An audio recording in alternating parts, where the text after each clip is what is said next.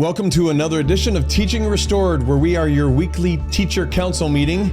We get to bring up a whole bunch of ideas and thoughts and brainstorm and principles of teaching the restored gospel of Jesus Christ.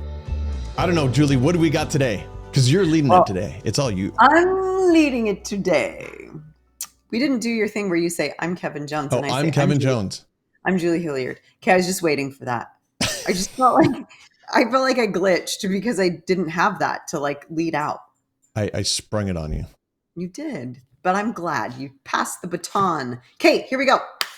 I have an interesting idea for today, if you will. Yes. Please open up your Book of Mormon. Yes. Okay, I'm going to use my phone today, and I would recommend that anybody that's listening that likes to follow along with scriptures, you are going to want them today because we're going to be going all over the place in every book imaginable. Deal. So let's start in Alma. We're going to go to chapter 1, and we're going to scroll down to verse 26. And hold on, I want to go halfway through. Okay? Yep. And it's talking about, it says, and when the priest had imparted unto them the word of God, they all returned. Okay. So I'm not going to give you a lot of background because we're going to do one of those things where we extrapolate a principle from the words themselves, not necessarily from the story. Okay. If that's okay. And because I want to read a certain part of it, I'll go ahead and read this. So it's talking about the fact that all return to their labors. Okay. So it says, and the priest. Do you see where I am? About halfway through. And when the priest or and the priest? Nope. And the priest. Verse 26. Yes. Okay. So think about this as the priest is the person that's teaching. Okay. So the priest is the teacher in essence. Good. So, and the teacher, not esteeming himself above his hearers. For the preacher was no better than the hearer. Neither was the teacher any better than the learner. And thus they were all equal, and they did all labor, every man according to his strength. So I started thinking about some of the questions that we've received from people in little comments, kind of little, they're not snarky, but I'm snarky in my mind when I make the same comment, which is, man, sometimes I learn all this stuff and then it's tough for me to sit in class and not be critical. Yeah. See? Sure. So I want to talk a little bit about the learner role, but I don't want us to think about the role of our learners if we are a teacher. I want us to think about our role as a learner, because never is a lesson less effective than when you say, oh, I wish so-and-so was listening. Oh, I hope so-and-so gets something out of this. It's always about you. And so you are in the role of learner for what we're going to be talking about today. Okay. So really quickly, when you think about learning, questions man, Kevin, what are some of the questions that we could potentially ask ourselves about the topic of learning? Why do I need this? Okay. How would I use it? Okay. How is it shown to be used? Okay. How have other people used it, maybe? Yep. Okay. Okay. Why not something else? Okay. Well, that's a good one. I hadn't thought of that. Okay. Where can I learn more about this? Okay. Where can I learn more? Good. Okay. So let's add to that just a little bit. Maybe some of these more general questions, like, how could I learn this better? Think not spiritually, like, how can I apply this and all of that kind of stuff, but thinking about okay, I am a visual learner and this is coming at me in an auditory way. How do I learn best? And then kind of going, okay, this is a harder way for me to learn. Another one is, you said, where do we learn? Okay, so let me ask you another question about it. So we are all asking ourselves these questions as we are in the role of a learner. Who is responsible and accountable, maybe both, maybe different, for your learning? So I am 100% accountable. However, Because I define can. why that, just in case somebody hasn't listened to our Yes, accountability responsibility. You are 100% accountable because why? because I am the one that if I do it, I get the reward. If I don't do it, I get the consequence either way. It's the Okay. consequence, right? Okay. So if Okay. I don't learn, it's a negative consequence on me, not on anyone else, but on Yep. me, right? Excellent. I Okay. can give the responsibility to help me learn to a teacher of a class or a parent or a friend or whatever, but I still hold the accountability. Excellent. So if you have in your mind delegated the responsibility of learning to a teacher and you're sitting in that classroom, then what is your responsibility in that space? So you've delegated the responsibility for your learning. So what are you responsible for? I'll just say it from my perspective, to be engaged. Okay. I need, if I'm not engaged and I've given it to them, then what's the point? I mean, Right. I've wasted the time basically. Okay. So how do you stay engaged with a teacher that's not very engaging? Well, a teacher, okay, one thing that I do personally Yeah. is when they bring up a subject, if it's difficult to get much from the lecture or discussion or whatever it is, I'll dive deeper into other places. Maybe look up other scriptures or start writing some things about that, some ideas that I have. Maybe not honestly, maybe not follow so much what the teacher is teaching, but get the ideas of where to at least start and then dive deeper than what maybe the teacher is teaching. Okay. That's Okay. something that I do. So what I hear you saying is that you kind of take responsibility for being engaged, but then you just described something where you're disengaging. Yes.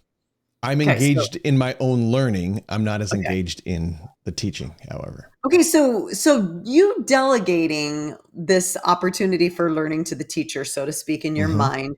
I think that we sometimes, and this is just me speaking from experience, and then from what other people have said, that we sometimes take with that the responsibility to actually be engaging, and then we almost feel like we have the right to critique the way that they're doing it a little bit, Sure. or that it almost lends itself to well, oh, dang it. Like, I'm like to having a feeling of disappointment or having a feeling of, what's the word? I'm just going to use the word criticism when things don't go the way that you expect, when you're not being fed the way that you Sure. want it to be fed, when you're not being taught in your learning style. And that can be a little bit disappointing for us, right? Yes. And so I think that part of what I want to talk about for just a few minutes today is how do we overcome some of that without becoming disengaged? I love what you said. I do the same thing. I dive into, my own scriptures and things like that and take notes myself.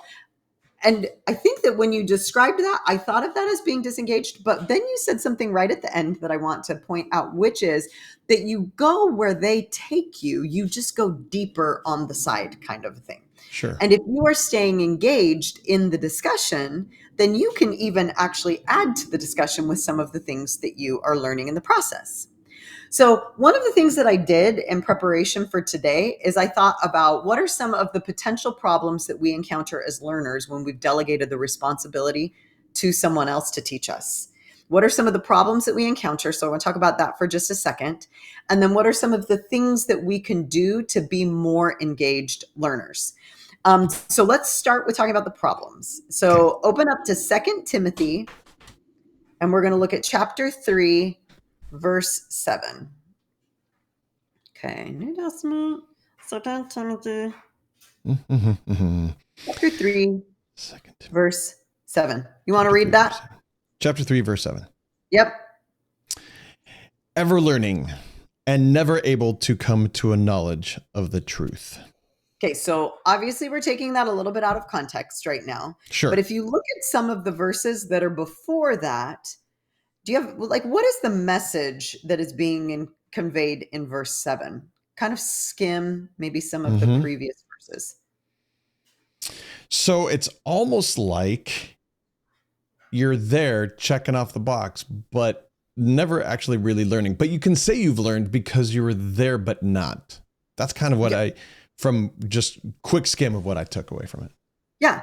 So you're there but you're not, like you're hearing but you're not necessarily doing anything with what you're learning, because maybe you're saying this doesn't really apply to me, maybe you're saying, this isn't really resonating with me, maybe you're like Hmm. this thing. And so we're not ever coming to a knowledge of the truth. What's the difference between learning and coming to a knowledge? Oh, we're going to go that deep. Okay. So I believe that, well, okay. I think in one model, the knowledge comes first and then the learning comes second. The knowledge in one way is to your head, and learning comes to your heart when you've actually used it or have really experienced it. Mm-hmm. Okay, So so this verse kind of reverses it though. yes, it It's does. saying Yeah, you're ever learning. right. Ever learning, but never So, coming to the knowledge of the truth. mhm. So maybe in this, and maybe I don't know if this is where you're taking it, but maybe you're learning, but you're learning the wrong things. It's like climbing up the wrong ladder. Okay. Okay. So you're learning, but maybe what you're studying isn't actually truth. Maybe you're kind of going Mm, down your own rabbit holes. Maybe right. you're okay. So I'll throw one more thing out. Good. To know and not to do is really not to know. Mm-hmm. So you are getting stuff into your head, but you're not necessarily thinking about how it actually applies to you. So learning, but not coming to a knowledge, which means that you are almost like depersonalizing what it is that you're learning. So, for example, you're That's sitting in the good. classroom, you're hearing all this information, and you're not necessarily like it's not sticking, right? And so I think a lot of us are really guilty of that sometimes. That we and this is an issue, we could put it under the umbrella of pride. So when we're sitting there and we think we are better than, or we think that it doesn't apply to us or whatever, we could say that, there's an Sure. element of pride there, right? So then let's go to Second Nephi, chapter 9. I'm hoping this all comes together the way that I think it will, because I'm taking it on a rabbit chase, but I want it all to come together. It's clear in my brain. We'll see if it ends up being clear in everybody else's brains. Okay. This is how teaching is sometimes. It's very organic. Yes. Okay. So I'll read this one if that's okay. What verse? Whoso not, what? What Oh, verse? I didn't tell you, 942. 42. Okay. I got to tell you this. I'm sorry about that. I can guess. Okay, you Okay. can. You can guess. And whoso knocketh, to him will he open. And the wise and the learned, and they that are rich, who are puffed up because of their learning and their wisdom and their riches. Okay, so I just want to stop there. So, do we, because we are teachers, ever become a little puffed up because we think we know stuff? 100%. Okay, so if you're sitting in a classroom and you have taught this lesson before, are you ever going, oh my gosh, this is like, oh, good grief, and inserting yourself into an equation that you don't belong in and comparing that person to how you would have taught it? Yeah. Okay, so it's something that we kind of naturally do. So those are a couple of potential problems with actually being a teacher learner. So Yes. you are a teacher in the role of a learner. So let's talk for just a second about some other more positive things. So I want to just open up the topical guide for a second. So if you go to scriptures and you go to study helps and you go to topical guide Mm-hmm. and go to learning, LEARN, learn or learning. Okay, so I started kind of skimming through this, and something stood out to me. And one of the things that stood out to me as I just skimmed even the first few had to do with kind of how we learn, different ways that we learn. Okay. So kind of in a different way. I'm hoping, let's just see if you pull out, kind of start skimming and tell me what is kind of standing out to you about how we actually learn. Okay. All right. One is afflicted that I might learn. So we learn through afflictions. Excellent. Look at the first one, even. I have learned by experience. Experience. Yep. Okay. Just see. Knock and it shall be opened unto you.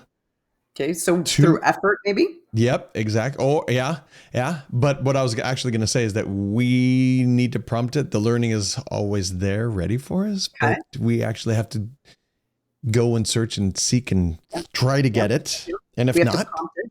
right. Okay. Like that. What about just even that Deuteronomy verse at the top where it says, "Hear my words that you may learn"? Like, listen. Just listen. Listen. Okay. Anything else stick out to you? He that receiveth light and continueth in God receiveth more. As you learn, you continue to learn more. Okay. So if you're receptive and you learn something, that receptivity can prompt more learning, right? Okay, so I was kind of scamming. I was skimming through this, and I started to think about something specific. I thought, okay, so you think about all of these different things that real learning is going to come through experience, that we are accountable for our own learning, that we are responsible even when we're sitting in a class. If we've delegated some of that responsibility to somebody else to teach us, we are still responsible for staying engaged, for knocking, so to speak. For if we want to receive personal revelation and more light and knowledge, then we've got to be absorbing and be receptive to the light and knowledge that is coming to us. Okay, so here is the point that I want to make. I had this idea, and this idea comes from something that Stephen Covey used to teach. And at the very beginning of his classes, where he would have this huge group of people, he would set up 3-person learning groups. And he would say, basically, person 1, I'm going to teach something, and then I'm going to have you teach it to everybody else. What, Julie? We were talking about us in the role of learners. Interesting. Okay. So when he would do that, he would use some data by William Glasser and talk about the idea that when we know we're going to teach something, we simply learn better. Yes. So if you think about yourself sitting in a classroom and you're hearing something, you're going to listen differently if you have a lesson that you're going to be teaching that next week, right? You're going to be like, come on, feed me, give me everything. And you're going to eke anything out because you're going to be listening super, super closely. So I started thinking, how can we get that type of learning experience? How can we create that for ourselves, even when we're not about to teach? And I had this idea, and it comes from a guy that that is in my ward who is just incredible. I gave a talk one week in church, and the next afternoon, I think it was, there was a letter on my front porch, and it was a handwritten note from him talking about my talk and telling me what he appreciated about my talk. And I was like, wow. Not only was somebody paying attention, but they took the time to write me a thank you note about my talk. So I thought, that's so interesting. And I thought, he must have been listening really closely to be able to include those kind of details. So then on Sunday, I did Zoom church because I was out of town with my family. And I listened, and I was like, oh, this is so fun because I'm gone. I can take out my phone and I can text the speakers and be like, hey, this is what was so awesome about your talk. This is what I loved. And so I noticed that once I got that idea, I was listening to their talks differently. I was listening for what applied to me so that I could articulate back to them, this is what I got out of your talk. And so the suggestion that I have is we've got all of this, benefit that comes from learning. I read all of these scriptures about how we learn in the temple, how we learn through the scriptures, how we learn from other people, how we're responsible for our own learning. There's this one in Proverbs that talks, I got to find the Proverbs one because it's one of my favorites. Proverbs 1:5. Let me just find it really fast because you know how Proverbs are. They're so awesome. A wise man will hear and will increase in learning. and a man of understanding shall attain unto wise counsels. Mhm. Like, that's who we want to be. So how can we do that? And my thought was, we should, even if we don't deliver them, we should plan on writing learner letters. And so the idea is that as you are sitting in class, if your intent is at the very end of this, I'm going to write so and so, just a quick text, or maybe you are ambitious and write handwritten notes, whatever. But I'm going to, in some way, connect with this person who just taught this lesson. And so I've got to have something to say to them about it.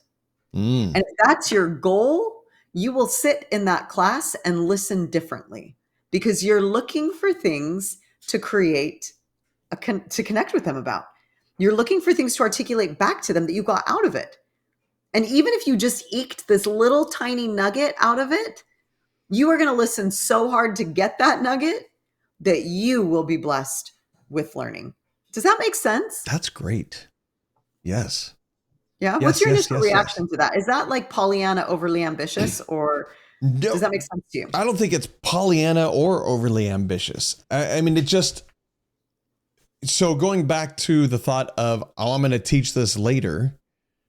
That's another way of kind of teaching it back, but paying attention to it. Yeah. So you'll start to learn. And it's really easy to do. I mean, it's Yeah. not like a really difficult thing that, oh, I've got to put this in place, have to make sure this happens. No, you just look at it from a different point of view, as if, or even start to create those notes. What'd you call them? Learning what? I called them learner Learning letters. letters. Yeah, learner letters. Yeah. If you're Yeah. going to write a learning letter from each one, then yeah, you're going to be paying attention to it. Yeah. And looking for the positive in it as well, by the way. It's not just, it's because you're not going to write back saying, you stunk when you said this one and you shouldn't. No, you're looking for the positive stuff to say, hey, thanks so much. I learned this from it. Yeah. And what did you take away? I love that idea. Yeah. It literally, to me, it shifts my mindset. Mhm. So I'll tell you that since I've been released from my teaching calling, I have been a little bit discouraged because I loved how I studied the scriptures, knowing that I was going to teach them. I Sure. studied better. And so just about 2 weeks ago, I decided I just need purpose beyond just my own learning. I need more purpose so that I study a little bit better and differently. And so I actually decided to make study guides for my daughter. So my daughter has dyslexia. Reading is really, really difficult for her. She gets overwhelmed by Come Follow Me. We have a difficult time connecting during the week as a family to study together. And so she really wanted to study on her own. And so I'm now studying the scriptures with the intent of putting together a study guide for her. And I love it because I'm taking and I'm like, okay, how can I assimilate the story in a way that she's going to understand? And then how can I find these little points and just really kind of take a huge block of scripture and say, this is what you need to focus on, Addie. This is the part that's going to help you the most so that she doesn't get overwhelmed by the challenge of reading. And so I kind of, as I was thinking about how like uplifting and positive that exercise of making these study guides has been for me, I thought about this like learner letter idea as well. That when we go into something, we go in with a much more positive mindset. And even if the lesson is boring, you in your mind are looking for something positive. And when you're looking for it, you will find it. Like you will always find what you're looking for. If you want reasons to validate why you're a better teacher than this person, you're going to find what you're looking for. Sure. And so it's just not even worth feeding any of those thoughts. So there was this is kind of the thought I wanted to end with, because I thought that this was really profound to me. And because we are recording this right before Thanksgiving, I feel like this is a very appropriate thing to bring up. So hold on, I got to find it. Oh, come on. It's so funny because I pulled it up and then when I got out of the app, it took it away from me. So this is from a podcast. Here it is, that I listened to a while ago, and I just wrote down this note because it really stuck out to me. So when you are planning to write a learner letter, you're looking for things to express gratitude about to this person, basically, right? Yeah. You know, hey, I loved this. You don't even have to say thank you for saying. You just are like, wow, this helped me in this way. This, and it's an expression of gratitude. And the thing that stuck out from this podcast was the idea that gratitude is pro-social. And I was like, pro-social. How is gratitude pro-social? And this is one of the points, is that it actually, one of the points of gratitude is that it builds relationships. You can't just acknowledge the thing for which you were grateful. You actually have to acknowledge the giver of the gift as well.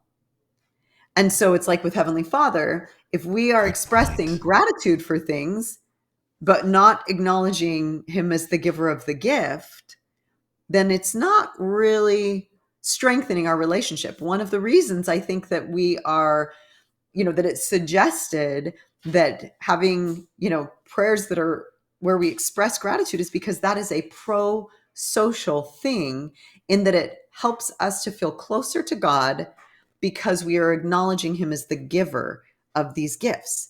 Well, in the same way, when we are writing a learner letter to a teacher and expressing in whatever form our appreciation, that becomes pro-social as well. And that helps us to have a better relationship with the people that we have delegated our learning to. And that, in my mind, will always yield good fruit. I like that. It's kind of like a twofer. A twofer. Because you're learning from it, you're focusing in on it. And yet at the same time, when you write the letter, you give it to them.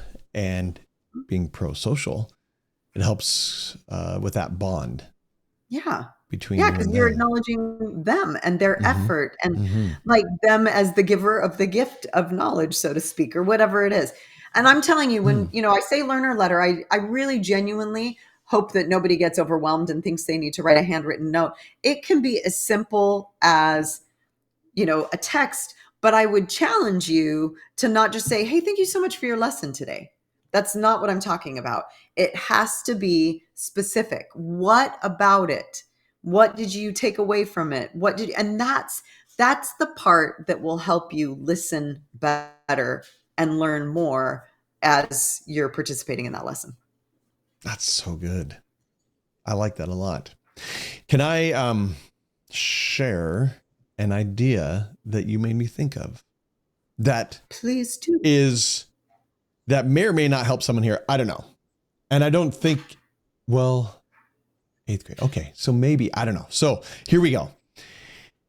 Timing doesn't have to be perfect and as planned like the church says. So what I mean by that is that when you are creating these study guides, for example, or if someone decides, hey, you know, Julie, that's a great idea. I'm going to do these little study guides. I'm going to create something. Oh, but you know, these podcasts about like Come Follow Him and other ones, they come out during the week, and that's where I get some ideas, et cetera, et cetera, et cetera. And then the time ends and, you know, we move on to the next one, and creating a study guide at the end of the week doesn't make sense. Well, what if on Sunday, instead of being the last day of learning, so they use Come Follow Me in Sunday school, in primary, in Young Men's, Young Women's, for example, what if you use that as the first day and you just were a week behind with your children, for example? So you learn all about it during the week, and then on Sunday, it introduces to your child the next what's coming up, and you've got the study guide that you can just give to your kids in the second week while you're learning for the next week after that. Does that make sense? Totally makes sense. And you know what's so ironic about it is that that's one of the things that I was kind of feeling guilty about, is that Addie's a week behind because I'm doing that. Okay. Right. And I was kind of beating myself up. I'm like, how can I help her to get a week ahead? How can I get myself a week ahead? And I was a week ahead when I was teaching my class. And so I know it's possible. And there are certain podcasts that come out in plenty of time to make that happen. But I have decided that I need to let go of timing, just like you were saying. Okay. And I think that the same thing goes for like all of this. We just need to come up with what works for us Yes, yes, to yes, yes. help us figure out how to be better learners. And part of it is finding purpose in the learning beyond just what is being taught. So what resonates with you, right? Like for somebody like with me, it might be writing these study guides for my daughter. For someone else, it might be a learner letter. But it really is like our suggestions are intended to just be a springboard to thinking harder about what would help you to feel a sense of purpose in the classes that you're attending. What would help you, like maybe you have a missionary that's on a mission and you're going to hold yourself accountable for giving them your thought of the week. This is a highlight of the week or something. And so it's about figuring out what that purpose looks like for you. It doesn't have to be one of our suggestions. Okay, then I have a question for you. How it's so easy for us to go into a class and just sit there and go, okay, and move on and not really think about it ever again and move on with life and continue to do things the way we always have. Is there something that, some way or something, I don't even exactly know how to phrase this, where we can interrupt that pattern that you can think of, where we can recognize that, oh, I'm doing that. And I'm not looking at this with purpose. I don't have purpose in this. How do we kind of break that? How do we even recognize it, first of all? How do we get to that point is what I guess I'm saying. So I can tell you, let's be honest, we are all human beings. And sometimes we go to church tired, right? And so sometimes all we can do is give ourselves a big old pat on the back for the fact that we showed up. So I want to acknowledge that the humanness can really interfere with all of this. But I love the way that you just phrased it, that is there something that we can do to interrupt the process and say, hey, I'm finding myself actually, and this is what you're meaning, right? Like that, how do we not just sit there, and how do we figure out how to interrupt our passive learner brain? Is that kind of what you're talking about? Yeah. It really, because I could hear people saying, oh, that's a great idea. And then they go to church and they don't think about doing this again because they're in their normal state of being, in their normal state of doing everything that they've done. How do we recognize that? Oh, wait, I need to do the learner letter or whatever it may be. Yeah. Okay. So are you like this? Tell me if this resonates with you. So I am a planner and a lot of people aren't planners. And so I feel like if you don't plan, you plan to fail. And so for me, if I don't write something down, then sometimes I don't remember. Like it was so funny. I was at the temple this morning and I stood in front of the prayer roll thing and went, I got a lot of people whose names I need to put on the prayer roll. And I'm like, couldn't remember any of them because in the moment, right. I just can't remember. So I would get to class and I'd be like, I'm supposed to do something really cool this week in how I listen. Can't remember. So my suggestion would be set an alarm on your phone with a reminder, interrupt your normal pattern and have that message pop up at the beginning of Sunday school. Just say learner letter, or let's say, whatever it is that you come up with, so that you get a little message that pops up. Another thing, take a pen and a little tiny notebook and put it in your, purse if you're a woman, your pocket if you're a dude. Have a little note section already set up ahead of time. Part of it for me is that I need to have a place and a way to do it already set up, or I feel overwhelmed in the moment when it encounters me. This is not overwhelming. So maybe all you're doing is at the beginning of class, interrupting and saying, hey, I'm going to open up a text message to so-and-so who's teaching today. And then as the class goes on, I'm going to add to that text message. Or do you see what I'm saying? Yes. Like these are the logistics that trip us up that we don't need to allow to trip us up. So it's about planning to succeed. So what is it that you need to trigger something different? Do you need a reminder? If you're totally going to remember, then do you need a prop? Do you need a supply? Do you need, the text message to be open so that you don't forget that you're supposed to write them a message? Like, what is it that you need? You've got to plan ahead to succeed. Does that help? Yes. Is that kind of what you meant? Yeah, that's a great, yeah. I mean, it's just about interrupting that pattern of what I've always done. And yeah, I like that. I like the idea of opening up a text to that person, setting a reminder to do that, and then actually doing that, and then having that there and knowing that, okay, I'm going to actually do that. And then not forgetting, because it'll be open to that text. Yeah, hopefully, right? Right? Okay, I have a crazy thought and we can end on this. Bring You it. ready? So now you're the teacher. Mm-hmm. Okay. Wouldn't it be awesome if everyone listened like they were going to write a learner letter? But you can't say, oh, will you guys all write me a thank you note at the end Why of don't you do that for me? Because I'm would you so mind? cool. Okay. So but what if you at the beginning of class were to say to everybody, hey, I want you to open up your text messages. Here's my phone number.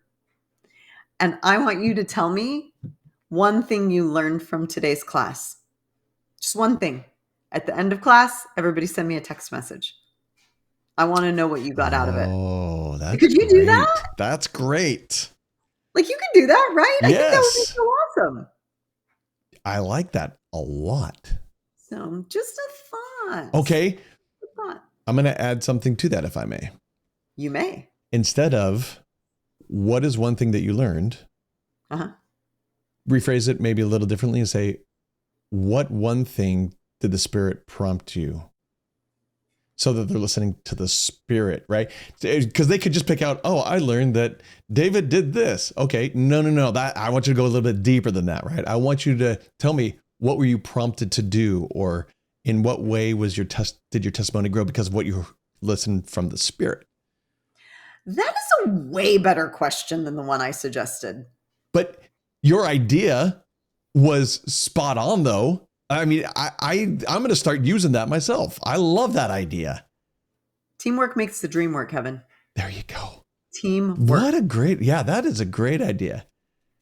Good job, us, because that just came out of my mouth. High five. Plan on that one. Yep. There you go. I love it. Good.